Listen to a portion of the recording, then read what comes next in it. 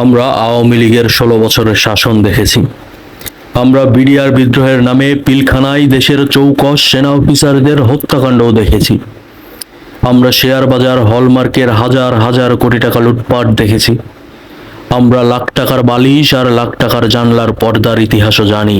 আমরা শাপলা চত্বরে বাংলাদেশের আলেমদের হত্যাকাণ্ডও দেখেছি। আমরা যুদ্ধ অপরাধীর বিচারের নামে গজিয়ে ওঠা নাস্তিকদের শাহবাগ দেখেছি। আমরা দেশের প্রবীণ আলেমদের ফাঁসিতে ঝুলিয়ে হত্যাকাণ্ডও দেখেছি। আমরা হাজার হাজার গুম দেখেছি।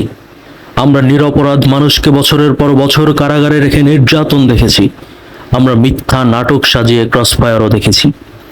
আমরা 2006-এর 28শে অক্টোবর প্রকাশ্যে লগি বৈঠার আন্দোলনের নামে সাধারণ মানুষ হত্যাও দেখেছি। আমরা 2009-এ রাজশাহী ইউনিভার্সিটিতে মেধাবী ছাত্র শহীদ শরীফুজ্জামান নোমানীকে নৃশংসভাবে কুপিয়ে হত্যা করাও দেখেছি।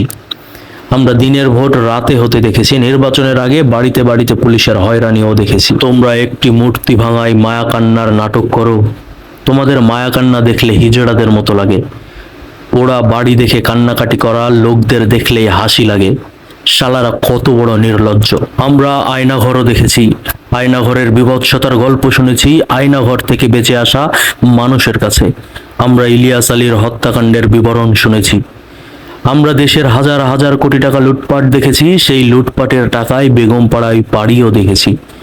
আমাদেরকে ধানমন্ডি 32-এর পোড়া বাড়ি দেখিয়ে লাভ নেই। চোখে পানি আসে না এগুলো দেখে। যারা মায়াকান্নার নাটক করছেন তাদের দেখলেই হাসি পাই। ছোটবেলায় টুকু মুজিবরের কমেডি দেখতাম। ঠিক আপনাদের মায়াকান্না দেখলে সেই কমেডির কথা মনে পড়ে, হাসি আসে। আপনাদের থেকে তাদের অভিনয় অনেক বেশি ভালো ছিল।